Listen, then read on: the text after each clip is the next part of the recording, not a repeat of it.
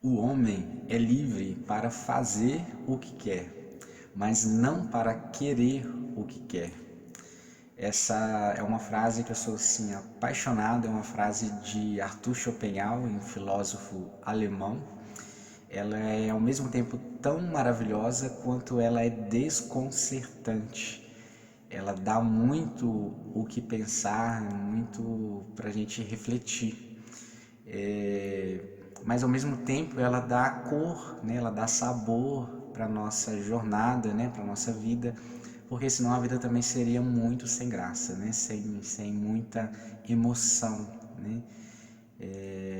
E você já parou para pensar por que você deseja o que você deseja? Olá, meu nome é Bruno Henrique, eu sou terapeuta holístico e esse é o Dinâmicas do Ser.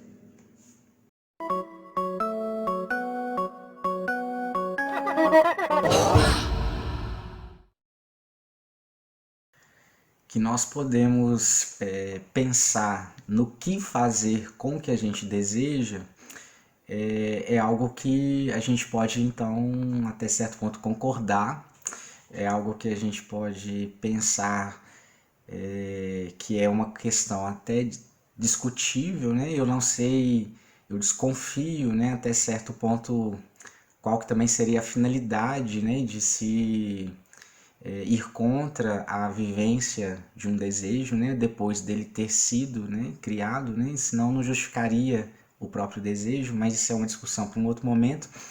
Mas o que a gente realmente não tem como fechar, digamos assim, a questão como um todo é o porquê que veio aquele desejo, né?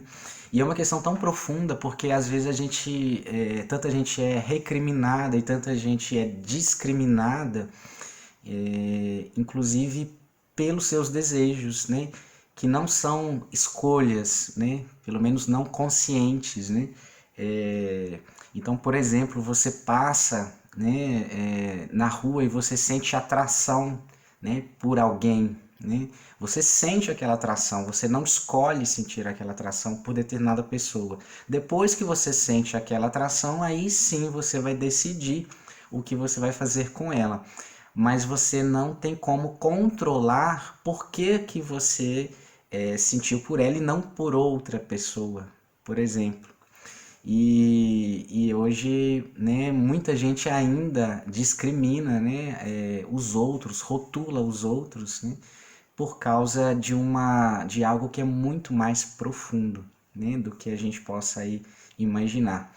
Tem uma música que foi escrita por Djavan e Chico Buarque, que eu gosto muito, né? Que fala, a música chama Era Tanta Saudade, né? E eu gosto muito mais ainda, né, na voz de Seu Jorge e Ana Carolina, né? Eu sou apaixonado. Que tem um trecho que, inclusive, né, eles mesmo questionam, né? Porque Chico Buarque, além de poeta, né? Ele é muito, né, Djavan, né? Além de poetas, né? Eles eram apaixonados, né? Eles tinham muita sensibilidade, né? Então eles falam, né? Quis saber o que é o desejo, né? De onde ele vem. Fui até o centro da Terra e é bem mais além, né? Então, o desejo sempre foi foco assim de estudo, de questionamento, né, da humanidade como um todo, né?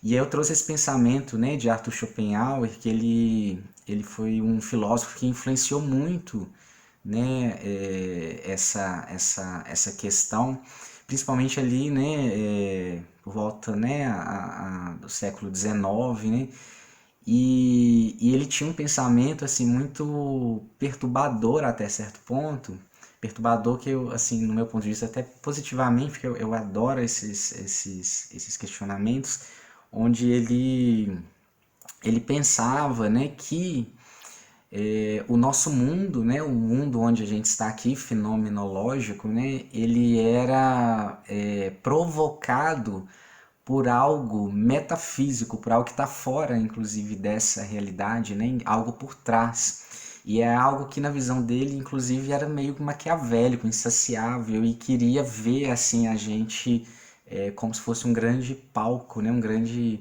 circo, né? Dependendo aí de quem analisava, né?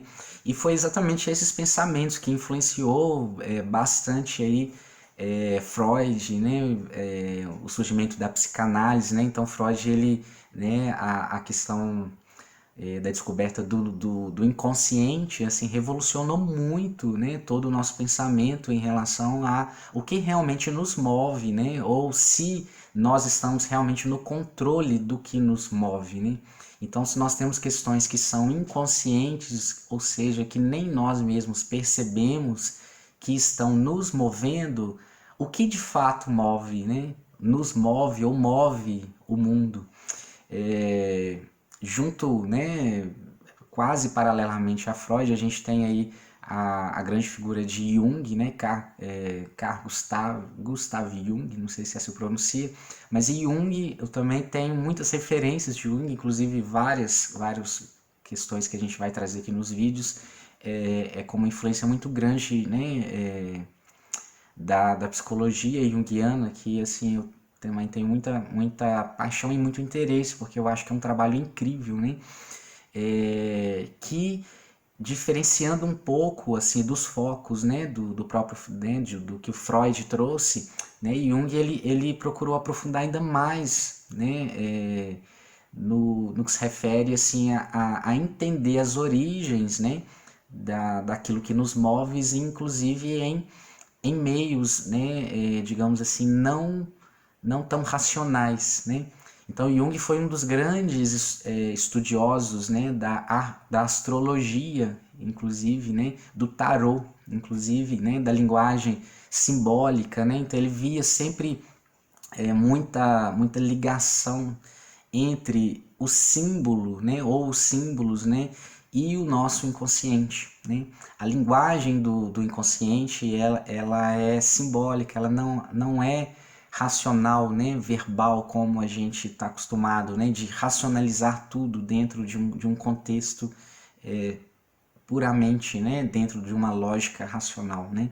O símbolo, ele é muito mais forte, mais profundo, né, e ele então entendia, né, ou buscava, né, conhecer mais, porque é como se a nossa mente consciente ou o nosso consciente fosse só uma ponta, né, tá ali numa ponta de um iceberg, né, então existe todo um lado inconsciente, e aí tem o inconsciente coletivo, tem os arquétipos, né, são várias questões que estão ali, mas principalmente Jung ele preocupou com a tensão que existia de uma coisa com a outra. Ou seja, não é simplesmente existir um inconsciente e ter conteúdos, né, que possam vir para o nosso, né, interferir ou vir, né, de alguma forma para o nosso consciente, ou o consciente tentando de alguma forma abranger mais conteúdos do inconsciente. Ele percebia que havia uma tensão entre os dois, de forma que a harmonia entre o conteúdo, né, que está do nosso consciente com o conteúdo do inconsciente, essa harmonia também seria grande responsável pelo nosso estado, inclusive, de saúde, de bem-estar. E a desarmonia entre esses conteúdos, eles também seriam responsáveis para vários estados, né, de transtornos que a gente também poderia estar enfrentando, né, não só a nível individual, como a nível coletivo, né. Então, enquanto Freud tentava, de alguma forma, focar, né, as origens das neuroses, das questões, né, em algumas repressões, principalmente em relação ao sexo, né, a libido, né, e Jung ele abrangeu isso um pouco mais, né, então ele pensava em questões que consideravam sim, né, a questão da libido, a questão, né, do sexo, né, da sexualidade em si, mas que não era só ali, né? Haviam vários outros arquétipos, né, várias outras estruturas com conteúdos, né, incríveis que também poderiam estar dentro desse mesmo contexto. É tudo muito mais profundo do que a gente pode explicar aqui tão rapidamente num único vídeo, né? Mas a grande questão que a gente, né, que a gente quer trazer é que a vida, de fato, ela é muito mais além, né, do que a gente possa realmente, de forma tão simples e tão fácil, definir que a vida é isso e você tem que fazer isso porque isso é certo, né? Isso é muito simplista e não dá para encaixar todo mundo dentro do mesmo quadradinho. Por isso, a nossa necessidade de nos conhecer exatamente e encontrar o nosso próprio sentido, ela é fundamental. Porque tudo que generaliza demais acaba sendo manipulável também, né? Então a gente estipular uma mesma teoria para todo mundo ao mesmo tempo é um absurdo, né? É um absurdo porque a gente perde as particularidades, a gente perde as autenticidades. Então se você define um nível de normal e um nível de saudável, inclusive de saudável, coletivamente, nós estamos colocando um teto, né, onde de alguma forma todo mundo teria que correr para atingir aquele ponto. Então isso despersonaliza, né, um pouco aí da nossa essência, ou mesmo do porquê que cada um também é diferente, né?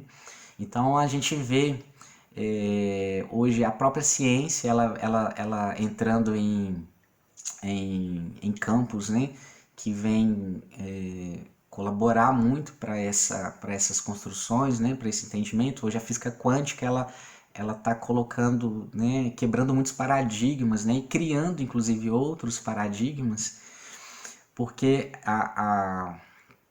teve, né, por exemplo, Einstein, né, quando se questionava sobre, né, o fato, né, de, por exemplo, da possibilidade do universo ser regido por um caos, né, Einstein não admitia isso de jeito nenhum. Né? Einstein ele entendia que tudo tinha uma né, matematicamente, né, falando, o universo funcionava, né, dentro das fórmulas, né, das leis, tanto da física quanto da matemática, né, dava para descrever. E ele tem uma frase famosa onde ele fala que Deus não joga dados, né?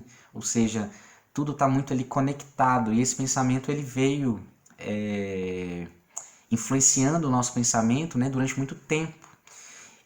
Porém, agora com a física quântica, né, essa estrutura ela também cai por terra. Inclusive, aí vem a frase famosa do Stephen Hawking, né? Eu não sei se é assim que fala, tá, gente, a pronúncia.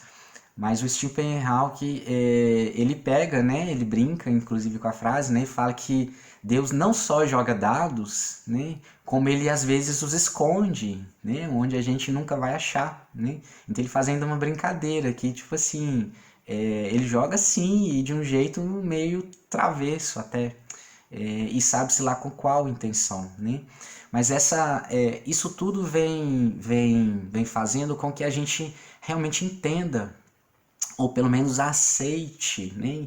Entender é uma outra questão, mas pelo menos que a gente aceite que nós não temos o controle realmente de tudo, não temos inclusive as respostas de tudo, né? Mas nós temos grandes conhecimentos, né? Mesmo antigos, né? Que de alguma maneira contribuem, né? Para essa busca de tantas respostas, né? E onde que eu estou querendo chegar aqui com isso, né?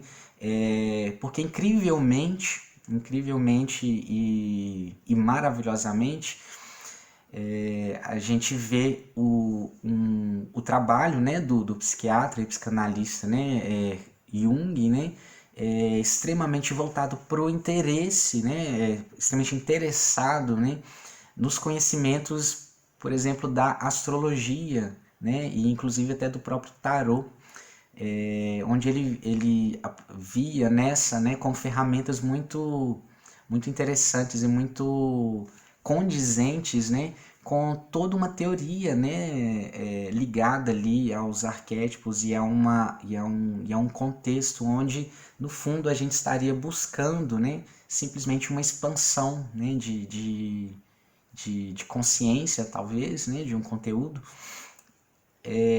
onde de fato, então, talvez o todo, né, o objetivo então da vida seria o todo experienciar, as próprias possibilidades dentro desse todo. Então isso é muito bonito, isso é muito brilhante, e faz com que a gente tenha mais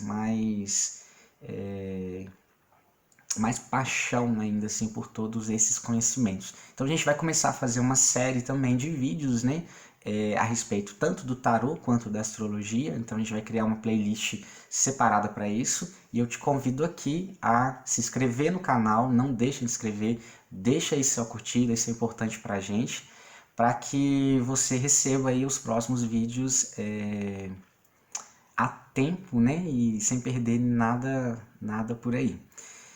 E como nem tudo é para todo mundo, vai ter vídeos de várias outras coisas, mas para quem ama, para quem gosta de tarô e para quem gosta de astrologia, tem muita coisa boa por aí.